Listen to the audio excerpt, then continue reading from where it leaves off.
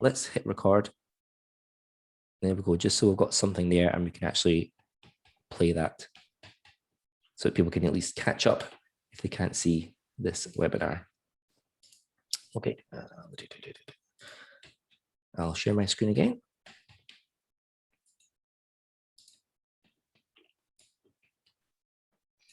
Oh, I had everything nicely set up with, you know, exactly where I wanted it. Now it's all messed up. There we go. Let's see, share screen. The beauty of being live. Oh man, it's great when it's great and it sucks when it sucks. That's for sure. Well said. Okay, all right. Let's see, how many people have we got in here? So we did have about 15. But that's okay. When I first put the link in, it needed the passcode, so yep. I wasn't quite sure what you were referring to, where we'd find it. But I eventually ended up on the Sydney Meetups page and found it. But yep. Some people might have given up. Yep, I reckon so. That's just what happens, unfortunately. Code and I never give up. It's all about problem JavaScript will do that to you. Okay. Well, at least I found the chat window, so that's good. Okay, I think I'm just going to start. We'll go through just in case we do run out of time, but I don't think so. It doesn't say there's a limit for this one, and people can just, you know, catch up afterwards. So, if you guys can just keep an eye on the. I don't think there's a wait room for this one, but just it doesn't seem active. Yeah. It doesn't seem active. No. Okay. So sorry about that, but let's jump into it again. So I was saying that nobody really knew what was in the Google algorithm at the start. So they didn't know, you know, what is slow, what is fast. And they'd be trying to get perfect scores on tools like GTmetrix, Pingdom tools, and Page Speed Insights. However, when you go into these systems, the metrics that they show for like the out of 100, they're all proprietary because nobody really knows what the Google algorithm is. So everyone's been running around trying to get 100% scores on GTmetrix and Pingdom and just kind of fingers crossed, hoping that that's going to reflect in the Google scores. But last month, or maybe a couple of months ago, Google has come up with a set of metrics called Core Web Vitals, and that web admins can now use as a guide to measuring how fast and how well their websites interact with a user. And this is the first time that Google has actually exposed part of the search algorithm. So we do have actual metrics, and those metrics are the ones that are in the algorithm at the moment. So we don't know anything else, but we do know what these metrics for the Google Core Web Vitals are. So if we can get as close to 100% as possible, and then that's going to be a good thing for getting further up in the search engine algorithms. Okay, so this guide is basically going to walk through these new metrics and tell you what they are, and with a few tips on maybe how to increase your score. But before we do that, let's address the elephant in the room. So last month, I think there was a lot of talk and articles online that said that Google's Core Web Vitals would mean the death of Elementor. I think that actual phrase was pretty much used. Basically, some people were implying that because Elementor slows down your WordPress website, and everyone's going to have to ditch Elementor to get high Web Vitals scores. Now, this is mostly nonsense, and I say mostly because you know, if you've using any sort of plugins, big plugins like WooCommerce or Elementor, of course, they're going to add extra weight, extra files, extra assets onto your web page, and it is going to slow your web page down a little bit. But from a business point of view, from a usability point of view, you've really got to balance out you know, what you want, you know. So is speed the most important thing for you to get 100% in the Google Core Web Vitals? Well, in that case, probably don't use WordPress.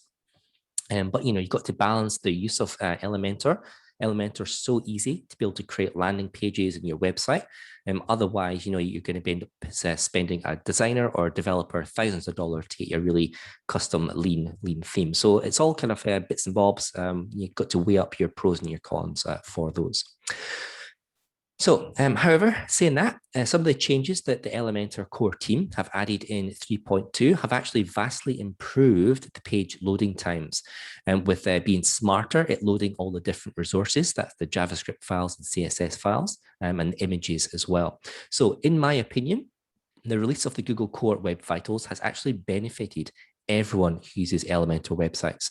So you're never going to get that 100% score, because Elementor does come with a bit of bloat, but I think it's a lot better now than it was prior to version 3.2 and before Google released these things. So I think it's a really, really good thing that's happened. So here's a quote from Elementor regarding the page speed updates. They're basically saying that the company has optimized its development cycle. It's created a plan to specifically address being optimized. So that's loading assets in only when they are needed and not everything all at once, which traditionally the older page builders like Divi used to, and to a point still do. They've optimized all these libraries as well. So they split them up, split some of the bigger libraries up into smaller ones that they can load just when they are needed.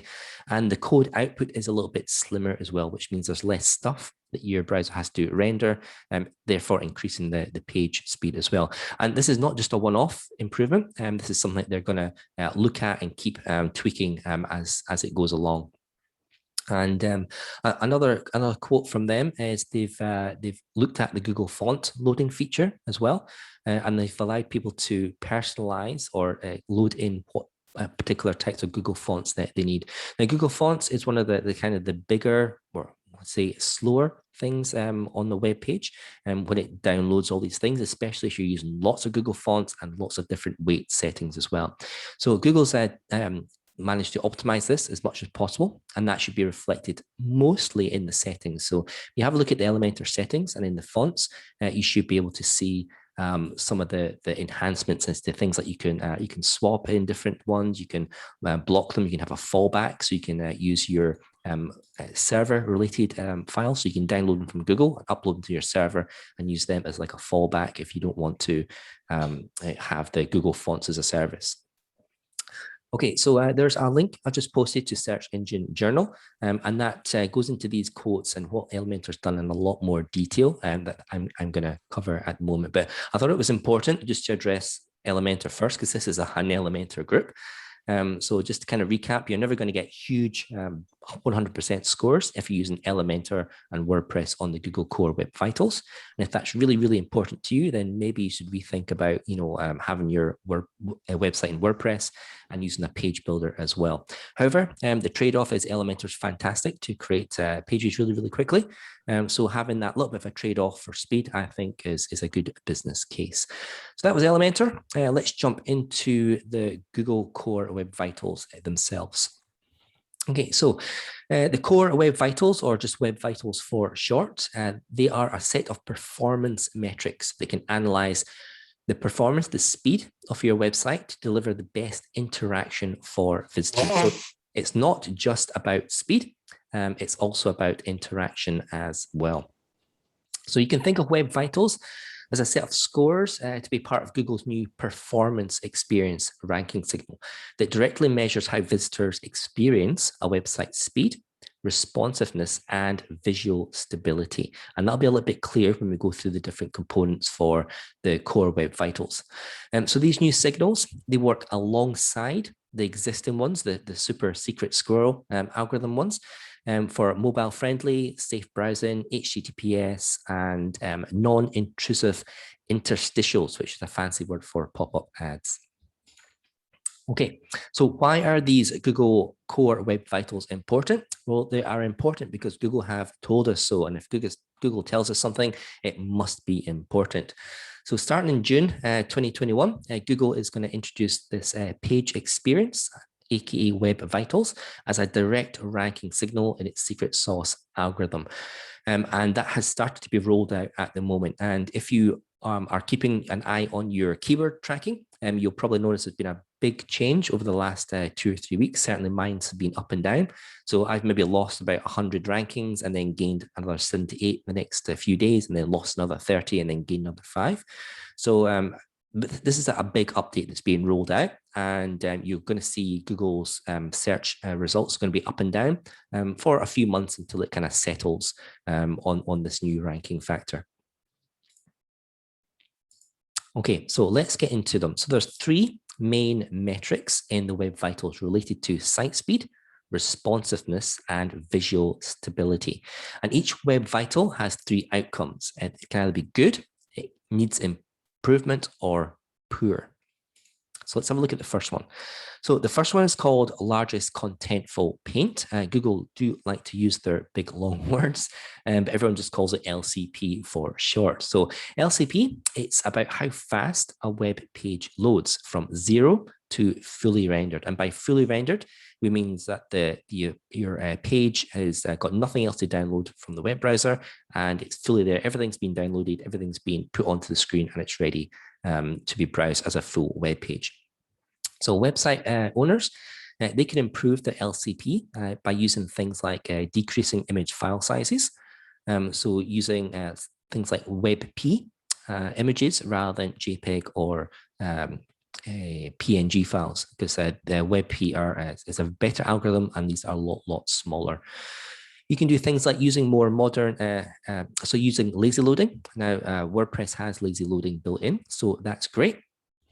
So what lazy loading means is that images that are below the fold, and that means below the line of what you can see in your monitor, so further down having to scroll, they're actually deferred from being loaded in until you scroll down. So just as the scroll comes up, if it finds an image, then WordPress will deliver that image to the browser just in time for when you're scrolling down the screen. And that increases the overall speed of the web page loading, which is really, really good. You can do things like removing unnecessary scripts. So WordPress plugins and themes can load in lots and lots of CSS and JavaScript files globally, even if they are not needed on a particular page. So you can remove those unnecessary scripts, and I'll go into, I think I've got a couple of plugins that I'll show you towards the end of this presentation that will show you how to do that. Another way is to use a better hosting company. One of the things about the LCP is, so it's a metric that's measured from 0. So from the initial time that you type in the URL and your web browser requests that web page from the server until it's fully rendered.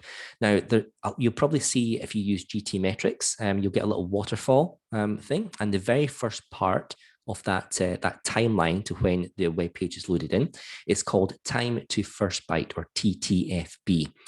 Now, to decrease that time to first byte, a lot of that depends on the server. So when the server is being asked for the page, it has to boot up, it has to look in the WordPress database, it's got to run PHP, it's got to compile that PHP, it's got to grab all the information from the assets, all the information from the database, and all this before it can even send something out to the web browser. So if you've got a faster server, if you've got a faster service, if you've got a service, a web hosting service that's closer to your target audience, all this can help to decrease your time to first byte. So if you're using something like GoDaddy, shared hosting in GoDaddy, you've got like one server that's maybe serving 400 or 500 different websites. It's not going to be as fast as if you choose an Australian web host and you've got maybe like a virtual private service using managed WordPress hosting. That's going to be super, super fast. So you're going to see you're going to decrease that time to first byte, and that's going to really impact on this LCP metric. The last one is some tips for increasing this metric is removing large page elements. So for example, if you've got a video that you want to embed, I know we talked a little bit about the new Elementor video playlist, but one of the tips for this is if you have a video player embedded, rather than have the video player embedded in there, replace that with an image thumbnail that then loads to another page with the video on it. So if you're trying to optimize that particular page, think about not including things like video players, carousels, anything that's really JavaScript based that's loading a lot of extra stuff down. So those are kind of handy tips to try to increase your LCP. And so for that, Google says that under 2.5 seconds is good and over 4 seconds is poor. And you'll be able to see if you use tools like GTmetrix, they actually do have the Google Core Web Vitals now as as part of the report at the top. So that's this LCP. It is in seconds because it's page speed, and again you'll get if it's under 2.5 seconds, you'll get a green. If it's over 4 seconds, you'll be marked as poor, and then in between you've got that class of needs improvement. So that's the first one, largest contentful paint, LCP. The next one is called First Input Delay, or FID. And what this one is, it's the time that it takes a page to be usable by a user. And that means for a user to be able to click on a link, a button, to scroll up and down, or to type something in a form field. Now, website owners can improve their FID by using things like browser caching, so serving that page faster to the web client. Removing, again, unnecessary scripts, and minimizing or deferring JavaScript to the end of the page. Now, there's lots of plugins in WordPress that you can do that. And what we're meaning by this, like minimizing and deferring JavaScript, is that if you're not using a modern web host, what the web server does when a client, a web browser, asks for a web page, then the server will just serve out all these different files, JavaScript file, CSS file, image, one at a time. And we call that asynchronous thing. So basically, the web browser is waiting for each file. Okay, it gets the next file, and it gets the next one, and it gets the next one. If you are deferring JavaScript, so you have the big files towards the end of the request, then that means that things like forms and links and buttons are being rendered before you get those big files. So that can really improve on this FID metrics. The other one is moving to a really modern web host that supports something called HTTP2. And HTTP2, if web servers that support that, then they can download and send files, what we call asynchronously. And that means like, at the same time. So rather than wait for one to finish, and then it sends the next one, and then it sends the next one, it waits for that to finish, then sends the next one. HTTP2 enabled web servers just sends a whole bunch of files at the same time and lets the client work out which ones are needed. So definitely moving to a more modern web host can improve on the FID significantly. Now, Google says that for FID, under 100 milliseconds is good, and over 300 milliseconds is poor, and anything in between, you're going to need some improvement for those. So that's the first two ones. LCP, which is measured in seconds. FID is measured in milliseconds. And then that goes on to the last one here, which is called Cumulative Layout Shift, or CLS. And this one doesn't really have a seconds. It's got a different specific metric. So what this one is all about, the CLS, is about the stability of the page load. So that means sometimes when you go on to a web page and you press refresh, and this has happened to me tons and tons of times, especially on news websites, you'll see something, you'll see a link that is quite interesting, and you go to click on that, but by the time you've clicked on it, your page has already loaded something else and it's pushed it down the screen. And this is what the CLS is all about. It's about the stability of where things are on a web page, rather than that. So basically, how much does your page jump up and down? The less, the better, and the more, the worse score you're going to get on CLS. So to try and get a good score for this, website owners can do things like using set size attributes for all media. So when you're assigning in Elementor, for example, an image, make sure it's got a pixel width and height. Don't use a percentage for that, or an EM, or any of these kind of relative sizes, because that's going to mean that when it's loading it in, you're going to get like a single line, and then when the image loads in and the browser decides what percentage it's going to go to, 100 or 50%, then it will size it, and then all your stuff will jump up and down on the page. So try avoiding doing percentages for media. You can add new elements below the fold as well. So the first part, the top part of your screen before someone has to scroll, just stick to things like, just text, headings, and, an image or something that's got those those sizes in pixels for those. And then you could do everything else, all the different types of UI elements that you know are going to change, things like carousels or image sliders or video players. You can put them below the fold, and that means that the page is not jumping around for the user when the browser renders it.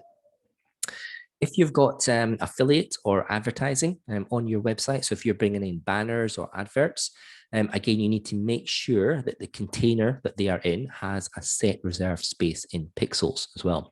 Don't just let the browser decide what height or width it is going to be. Otherwise, that's going to push things down. So it's very common to have a top banner for websites. That's usually the primary real estate, the most amount of money that people are going to pay right at the top. So if you've got something like that, make sure that space in your theme template, in your Elementor template, is defined with a width and a height, so that when the browser starts rendering it, it sets that container for that height, and then it waits for the advert to come and fill that space. So it's not just, a blank line and then suddenly, it jumps down by 100 pixels or 50 pixels. So for cumulative layout shift or CLS, Google says that under 0.1 is good and over 0.25 is poor. Now, we don't really know or understand what these numbers are. These numbers are set by Google. We don't really know what the measurement means and what is 0.1. We don't really know. So they've got their own metrics for determining the jumpability of a page. But that's what they set them there just now. So for these three core web vitals, these metrics are not set in stone forever. This is a very new algorithm. It's a very new thing that Google are experimenting with. So we should expect these values to change as the technology evolves for those. So what that basically means is just keep an eye on this and check it every few months just to make sure to see if those numbers have changed or not. Okay, so those are the three core vitals. So let's have a look at where you can go to measure those statistics at the moment. So Google themselves, they have made 3 resources to help measure these metrics. The first one is Google Chrome Experience Report.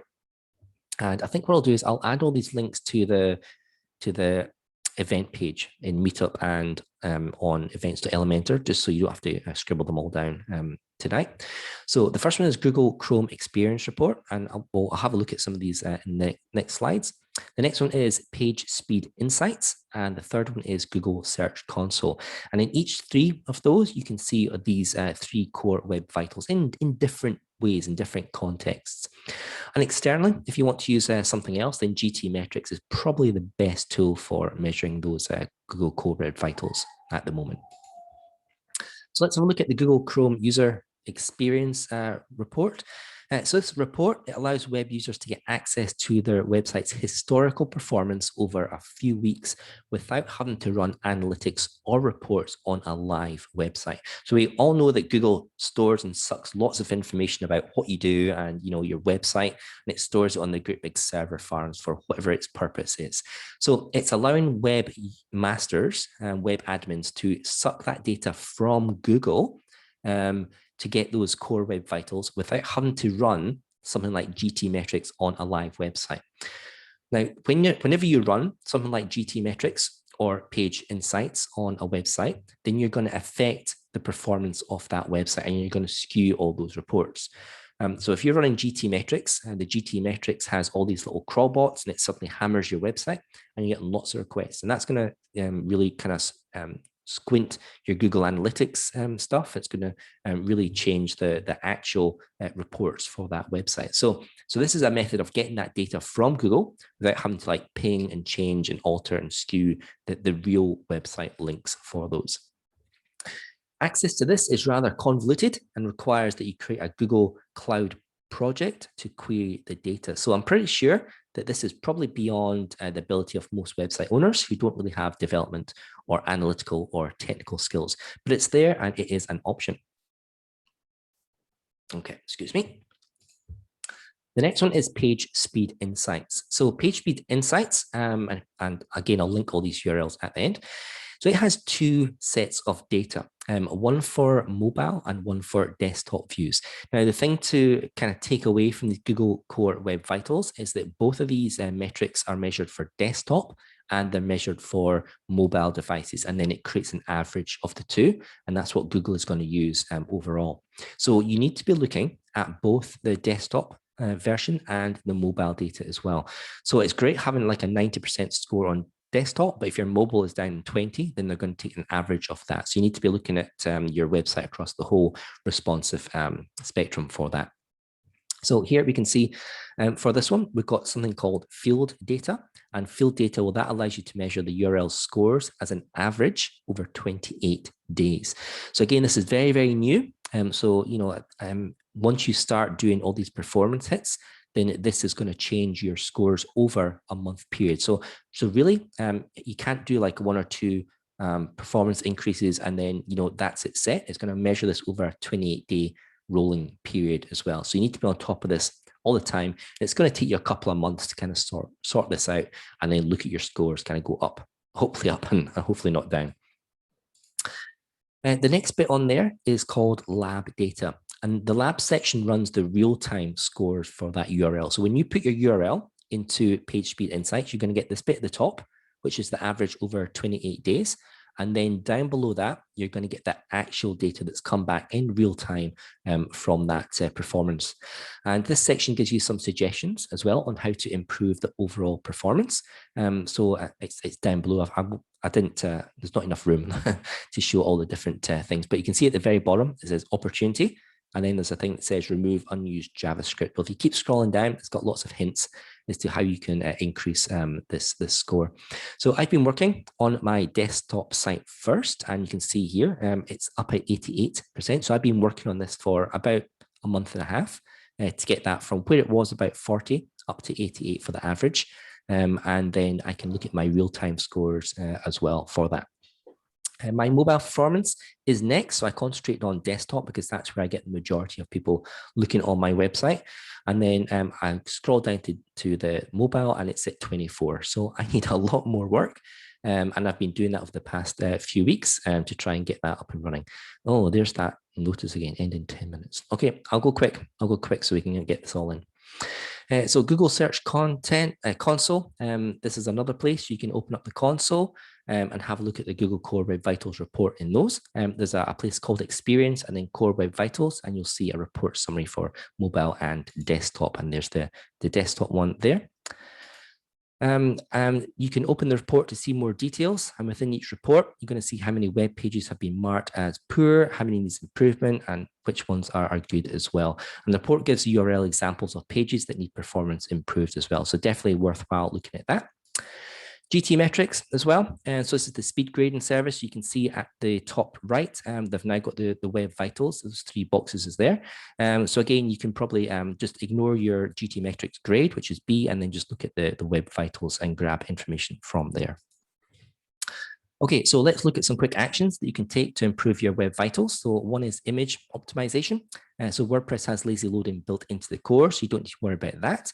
But you can get a huge performance boost if you compress the existing images. So I would recommend using a plugin called Short Pixel. So it's shortpixel.com. You get 100 free credits per month, or you can buy something like 10,000 credits for $10 US and then just run it all on all your images, which is what I did. I basically set it for WebP. So I've replaced all my PNG and JPEGs with WebP, and now it's working really, really, really well. So that's one I'd recommend. If you don't know about WebP, then I ran a WP Quickies on WebP, so you can have a look at that and watch that one in your own time. The next one is a little bit more difficult to implement, but lots of WordPress plugins, they load JavaScript and CSS globally on every page, regardless if they're actually needed. So you can use a plugin called Asset Cleanup. So it's WP Asset Cleanup. And what that does is it displays on each page. So each page or each post that you're in, if you scroll down the bottom, it shows exactly what CSS and JavaScript files are being loaded in, and you can basically disable them on a per post or per post type basis. So definitely have a look at that one. It's really, really cool. Fonts as well. You can remove Google Fonts if you like. I would always recommend that you download the actual files from Google Fonts, put them on your server, and load them into your CSS files rather than using, the Google Fonts CDN, because yes, it's convenient, but it's a lot slower than actually loading the local files, because the local files can be cached in the browser, which means the next time somebody looks at the page, it's just automatically loaded in. So I'm to download it from the CDN. The next one is using browser cache, and there's a little plugin called Leverage Browser Caching for that. So you can use that one, and that will help pull the images from the browser rather than from the server itself. Optimizing Elementor for speed. I don't really have time to go through this, unfortunately, because I know this thing's going to end. But what I will do is I will give you a link. I'll just copy that in here just now. So grab that link, and it's going to tell you specifically about how to optimize Elementor. A lot of it's just what I mentioned at the very beginning. But at least you've got those links there in the chat, if you need those. So that's it. That's a summary of Google Core Web Vitals. So the LCP, largest contentful paint, that's the speed. FID, first input, the delay, that's when the page is usable. And CLS is all about the web page stability, not jumping around all the time.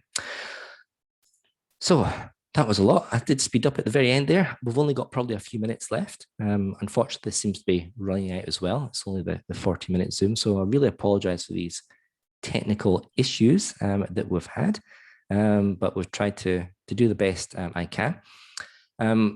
What I will do is I'll stop that share just now, come back. We might have a few minutes for questions if anyone wants to jump in. We've got 5 minutes remaining on the clock, so it's like a countdown ticker, and I'll make sure that all these links are in the event page on events.elementor and on Meetup as well, so you guys are not missing out too much. Phew.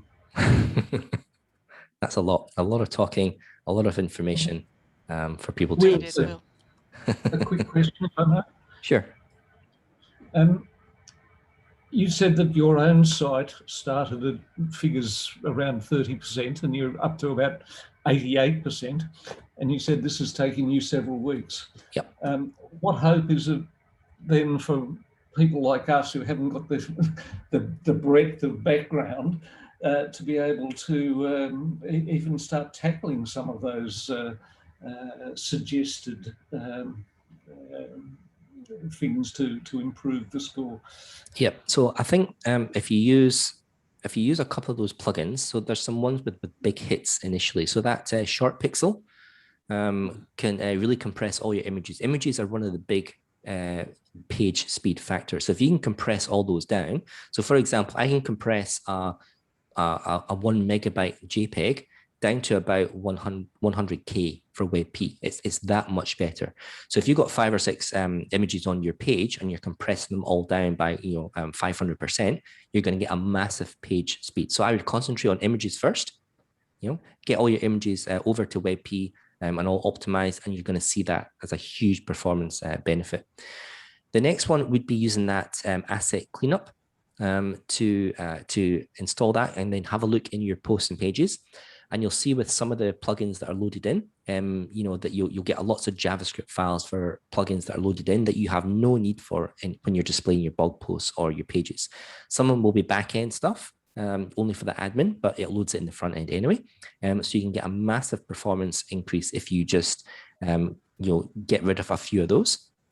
The next thing is minification as well. So make sure that you are minifying all your JavaScript files as well, like squashing them down. And that's going to see a huge performance increase as well. So things like those, images is a big hit. Compressing those, compressing your JavaScript files is a big hit as well. And so is like the asset cleanup. So you can probably get about 75% of the way there if you just do those 3 things. Is that that WP asset cleanup, is that kind of automated then? Does it just do that? Or no, it doesn't automate anything, unfortunately. But it has global options. So if you do find a JavaScript file that's being loaded in everywhere, and you know that it's not needed on page and posts, then you can globally say, don't load that in for any page or any post. and But that's going to. how do we know? How do we know it's not needed if we don't have that background? Yeah, exactly. Is that possible? It can be very difficult, but the asset cleaner is very good in that it not only it shows you the file, but it tells you the plugin that it comes from. Okay, so when you scroll down, it will say that, for example, let me think. So I use Easy Digital Downloads as for a lot of my client websites as opposed to WooCommerce. And it loads in maybe 4 or 5 different JavaScript files for basically adding stuff to your shopping cart. Now, I don't need to use that because I'm not selling anything on my blog web posts. So I went in there in posts and said, I don't want to have any easy digital download JavaScript files because it tells you this file, this file, this file under that plugin. I don't want any of those on my posts, so I just globally disabled them, and I saved about 400 or 500K for each of those. So yeah, it requires a little bit of technical knowledge, but again, that plugin does tell you where all those files come from, the other plugins for those. So hopefully that will help you, Kirsty. And can I just working?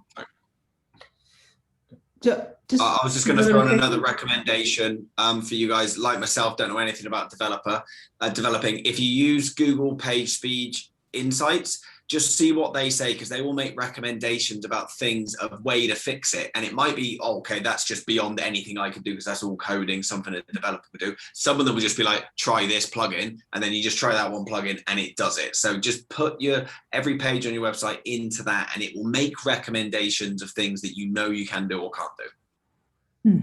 Okay. Just one other question. You mentioned at the beginning that there was to get a good host, was it? Yep. Yeah. How on earth do I know what a good host is? Like, okay, so I've got probably about 30. I've got about 30 seconds to explain this. Okay, more expensive is better. Cheaper is rubbish. So if you're spending $10 a year for your hosting, then it's going to be rubbish. If you're spending $30 a month, it's going to be decent. If you're spending $100 a month, it's going to be super. There you go. Okay, guys. Thank you very much. This is going to end. I'm really sorry. Really sorry, but I'll post the video up online, and hopefully we'll grab you guys next month with John's Wiggle Your Words text path widget. So thank you, guys. Sorry for the technical issues. Thanks for that one, Will. Yeah, and come back for the next one. It'll be all about design things, typography, very cool things.